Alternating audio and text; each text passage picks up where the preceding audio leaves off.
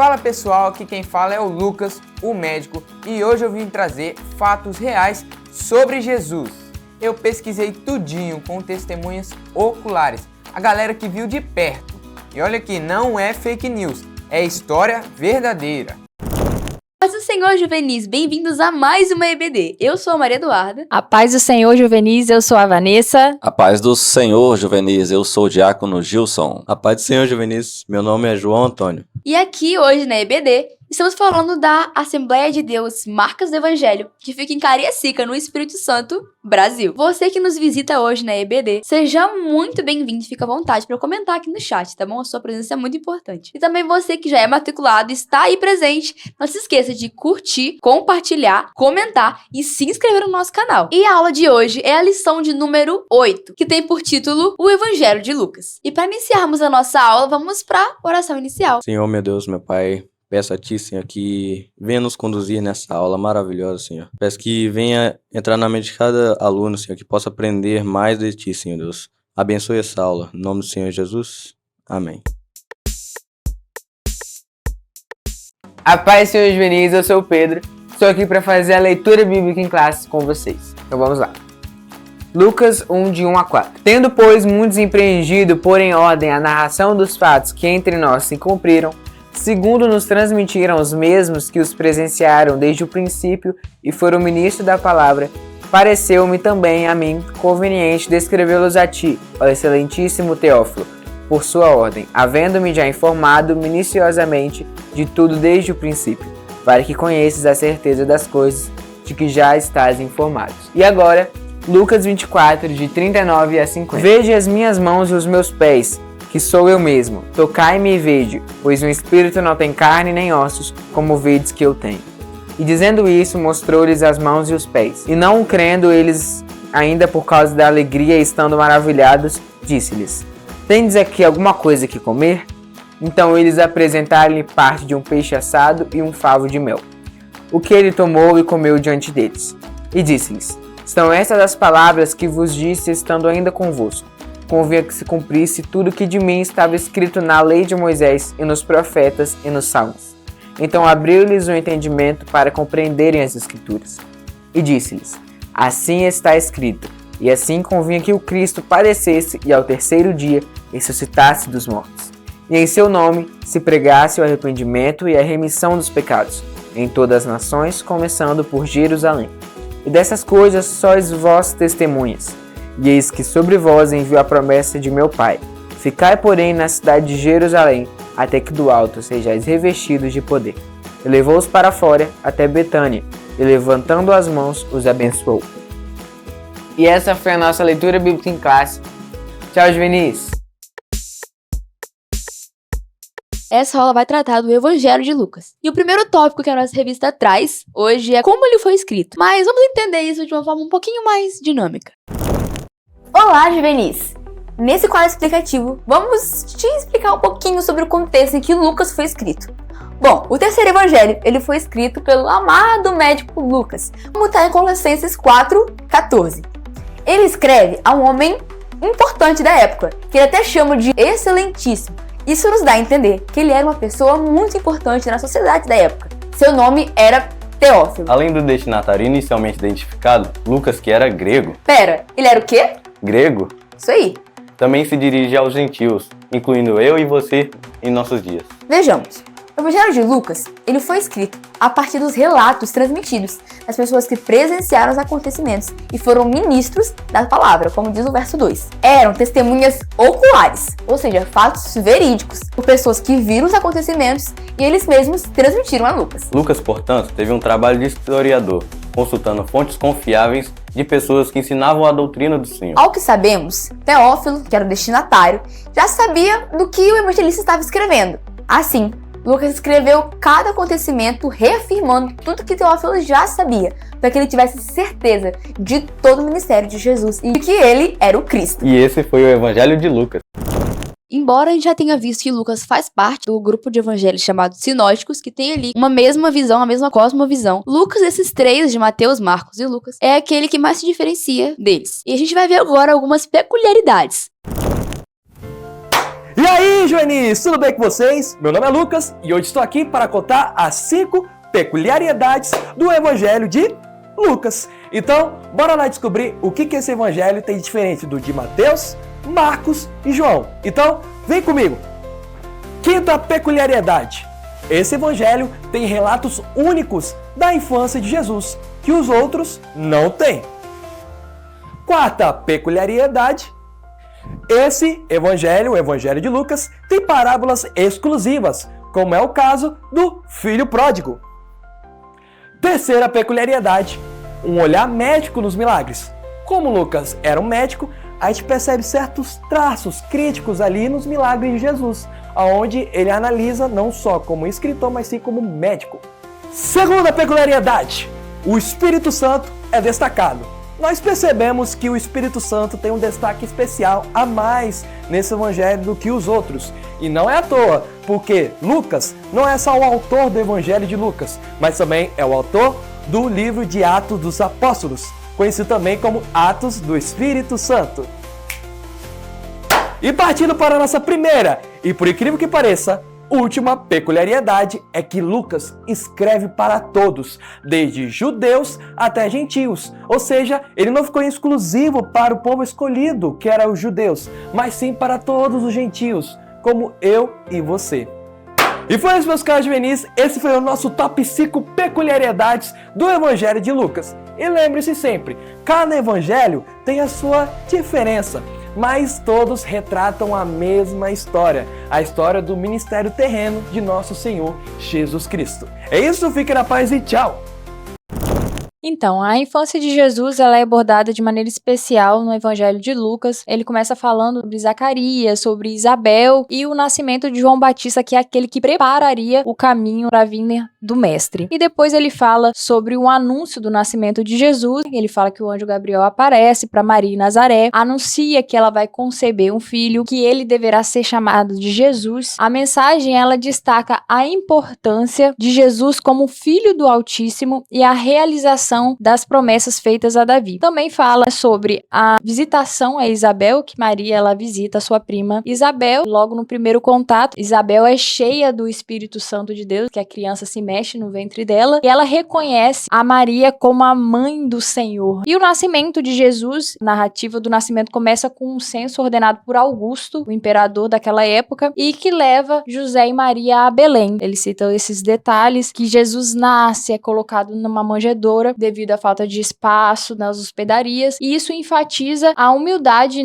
acerca do nascimento de Jesus. Fala sobre que os anjos visitam os pastores que anunciam o nascimento do Salvador, e também relata a visita dos pastores até Belém para visitar Jesus. Fala sobre a circuncisão de Jesus ao 8º dia e também que ele recebeu o nome. E a apresentação a Deus. Maria e José o levaram, Jesus, ao templo para apresentá-lo ao Senhor, assim conforme a lei exigia. Relata sobre Simeão e Ana. Simeão foi um homem justo, cheio do Espírito Santo de Deus, e Ana, que era uma profetisa, e eles viram Jesus, profetizaram sobre o futuro de Jesus ali naquele momento, reconhecendo Jesus como a luz para os gentios e a glória de Israel. Em nenhum outro lugar a gente vê sobre esse relato de Jesus aos 12 anos, somente em Lucas. Eles vão a Jerusalém na época de Páscoa, como já era costume, e aí eles foram lá. Quando eles retornam, eles percebem que Jesus tinha ficado para trás. Então eles encontraram Jesus lá no templo, junto com os doutores da lei ali discutindo, demonstrando que Jesus já desde criança tinha uma sabedoria fora do comum naquela época. E essa passagem destaca então a consciência precoce que Jesus tinha de sua identidade e da missão dele que ele tinha nessa terra. E ele finaliza dizendo assim: e crescia Jesus em sabedoria e em estatura e em graça para com Deus e os homens. São relatos importantes para que a gente realmente entenda a infância de Jesus, como ao mesmo tempo que ele era Deus, ele também foi homem, ele cresceu, ele foi um bebê, uma criança e um jovem. E seguindo essa linha de raciocínio, o que o livro de Lucas ele traz para nós sobre as parábolas de Jesus? Quando nós pensamos no livro de Lucas, o que destaca para nós, primeiramente, são as parábolas, que ela é muito peculiar do livro de Lucas, que traz mensagens poderosas. E outra situação também, o destaque que ele dá ao Espírito Santo. E ele vai continuar continuar essa abordagem no livro de Atos também, que ele é autor do livro de Atos. Mas falando um pouco mais sobre as parábolas, é uma figura de linguagem que Jesus usou para trazer lições poderosas para nós. Bom, as parábolas que são mencionadas no livro de Lucas são a parábola do amigo importuno, do bom samaritano, da figueira estéril, do rico insensato, dos primeiros assentos e dos convidados, acerca da providência, da ovelha e da dracma perdida, do filho pródigo, do mordomo infiel, do rico e do Lázaro. Há quem argumente que não seja uma parábola, do juiz iníquo e do fariseu do publicano. E João, deixa eu te perguntar, falando dessas parábolas, existe alguma parábola específica que você gosta mais, ou que você tem uma experiência com ela, você quer abordar pra gente? Eu gosto bastante da parábola do filho pródigo, pois ele retrata muito sobre a misericórdia de Deus que tem conosco, pois muitas vezes a gente erra, a gente peca, e sempre Deus tem a misericórdia de esperar com os braços abertos para nos receber. Eu, particularmente, também gosto muito dessa parábola do filho pródigo. Tive muitas experiências, muitas vezes ouvi mensagens no momento da minha vida que eu não estava muito firme na igreja, estava desanimado, e essa parábola tocou muito forte no meu coração, e muitas vezes eu fui renovado, voltei para a casa do Senhor. São lições muito poderosas para nós. E temos a parábola do bom samaritano, que traz lições poderosas para nós, lições muito profundas, que fala do amor. Quando aquele doutor da lei foi interrogar Jesus sobre o maior mandamento, que depois ele abordou quem é o próximo. Então Jesus conta a parábola do bom samaritano, que traz lições poderosas para nós. Estamos aqui com a Camila. Camila. Qual das parábolas descritas em Lucas é a sua favorita? É das 100 ovelhas. Estamos aqui com a Lara. Lara. No livro de Lucas, qual é a sua parábola favorita? A do bom samaritano, porque ela enfatiza a compaixão e a importância que a gente tem que ter com o nosso próximo, de valorizar o nosso próximo. Estamos aqui com a Manu. Qual das parábolas descritas em Lucas é a sua favorita? A parábola da semeadura. Porque ela é simples de entender e mostra como várias pessoas são.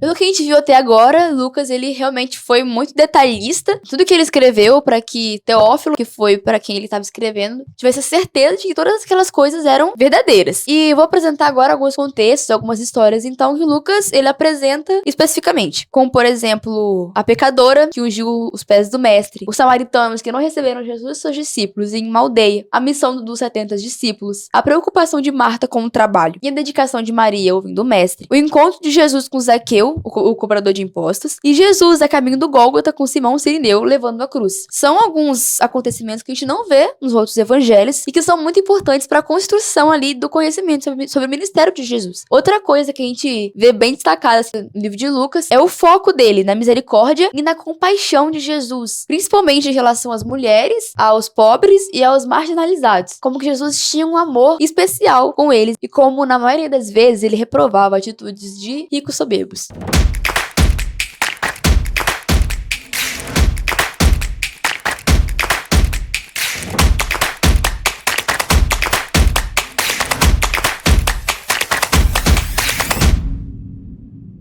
Olá, juvenis! O que Lucas tem diferente dos outros evangelhos? Lucas retrata a natureza humana de Jesus. Lucas era médico, então Lucas reforça aqueles milagres que mostram a misericórdia, que mostra a bondade e que mostra que Jesus era um homem que se importava com outras pessoas. Lucas escreve o seu evangelho para mostrar a natureza humana de Jesus. Lucas é o evangelho que mais enfatiza a vida de oração de Jesus. Lucas enfatiza que Jesus era cheio do Espírito Santo. Já que Lucas é a primeira parte escrita e a segunda parte é o livro de Atos, e é um livro só, contando uma história do começo ao fim, então ele está retratando a vida de relacionamento que Jesus Cristo teve com o Espírito Santo. Ele diz que Maria foi cheia do Espírito Santo, que Isabel foi cheia do Espírito Santo, que Zacarias foi cheio do Espírito Santo, que Ana foi cheia do Espírito Santo, que Ananias era cheio do Espírito Santo. Essa ênfase mostra a natureza humana de Jesus que dependia do poder do Espírito Santo. Por isso ele reforça a sabedoria, os debates que Jesus tem com os fariseus e a resposta sábia que ele deu, mostra como Jesus sentiu fome, sede, cansaço, as fraquezas não pecaminosas da nossa natureza humana, porque ele está enfatizando a humanidade de Jesus, o Deus que se tornou carne e dependeu da graça do Espírito Santo para fazer a sua obra. Deus abençoe vocês.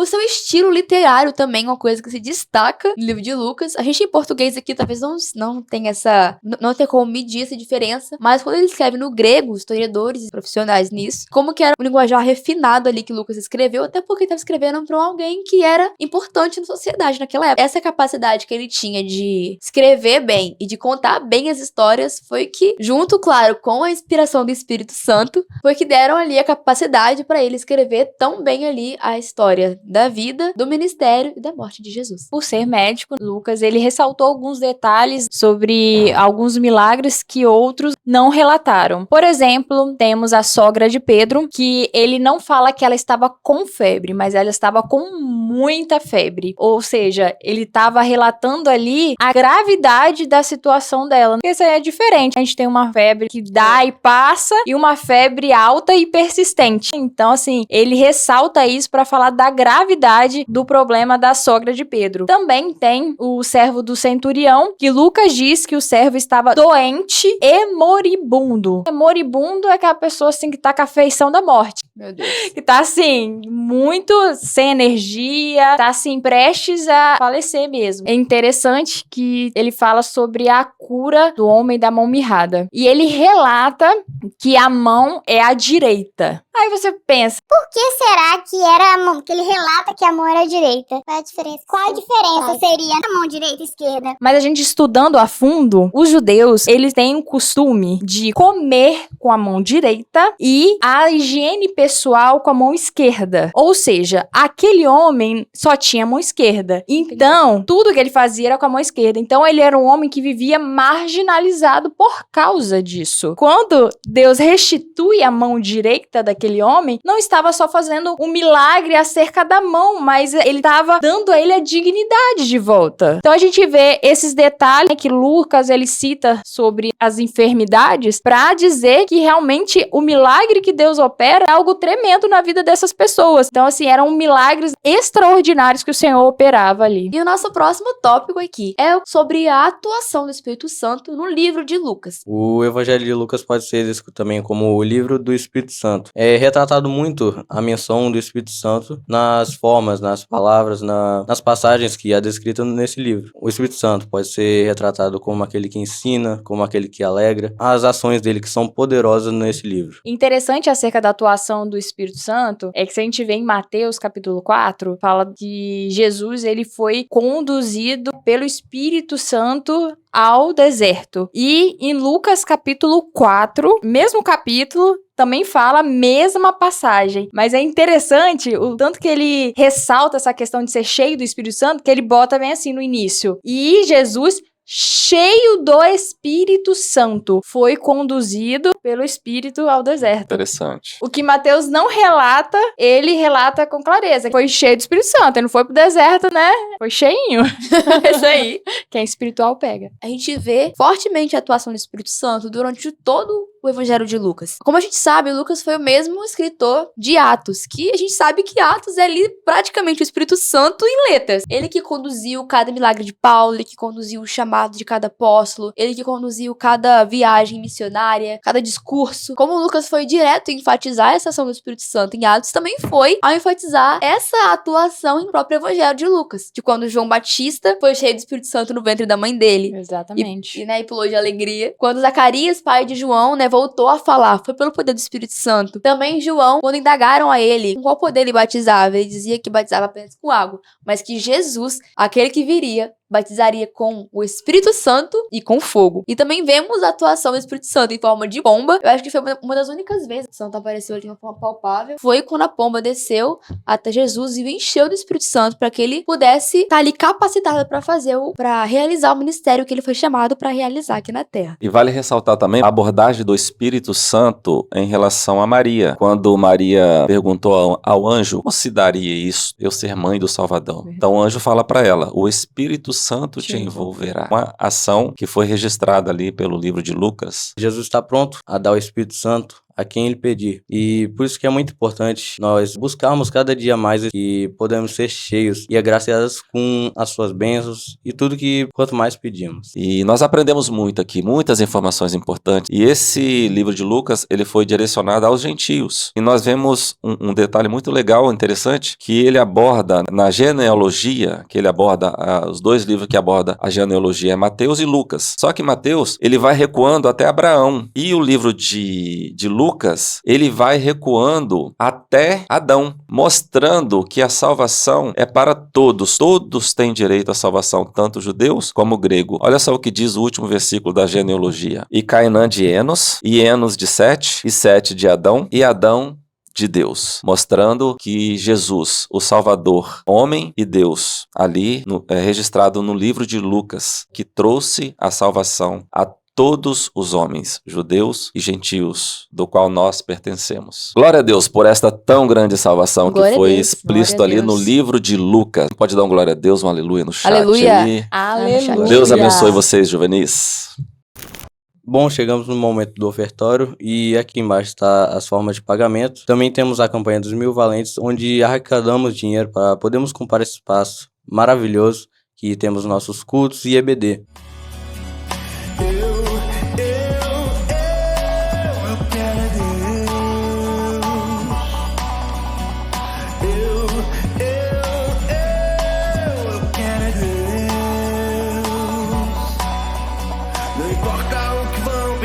De mim, eu quero é Deus.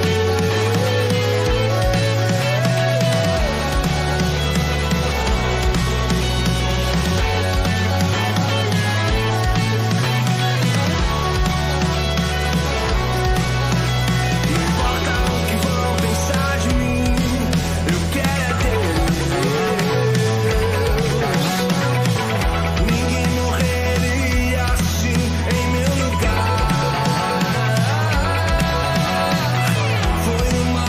Terrível pra me salvar. Por isso eu declaro, eu amo esse Deus.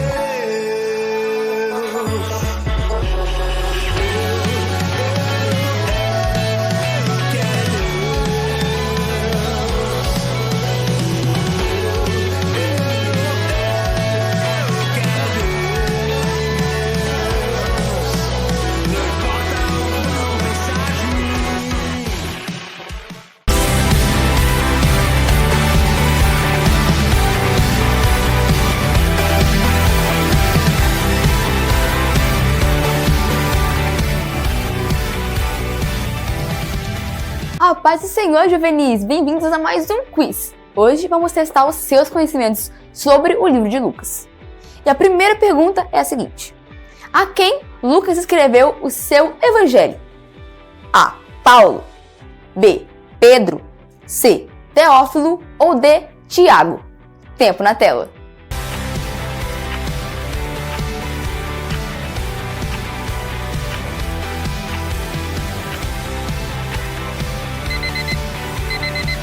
Tempo encerrado e a resposta certa é óbvio, C.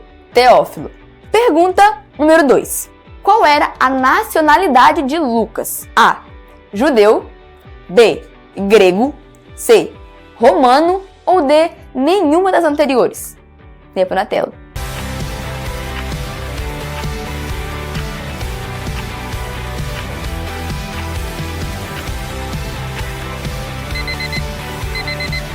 Tempo encerrado, a resposta certa é a letra B, grego. Pergunta número 3. São características do livro de Lucas: A. Relatos detalhados da infância de Jesus. B. Suas parábolas. C. Destaque para o Espírito Santo. Ou D, todas as alternativas? Tempo na tela.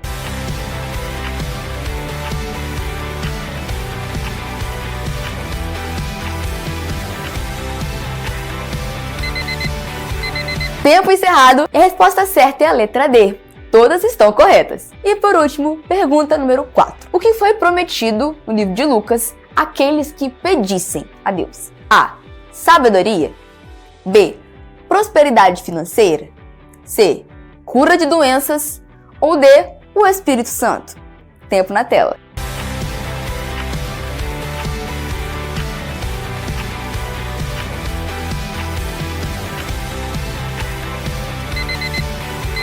Tempo encerrado. Resposta certa é a letra D. O Espírito Santo. Glória a Deus.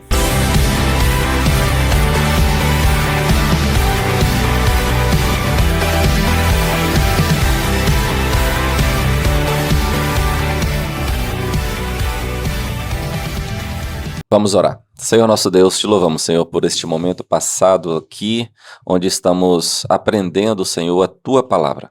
Que esta palavra seja uma semente que venha frutificar em cada coração. Que possamos levar essa semente também para outras pessoas. Esse evangelho tão poderoso, que traz tanta bênção, traz a vida eterna, traz livramento, traz toda sorte de bênçãos para cada um de nós. Que o Senhor venha abençoar a cada um. Em nome de Jesus. Amém. Tchau, Juvenis. Tchau, Juvenis!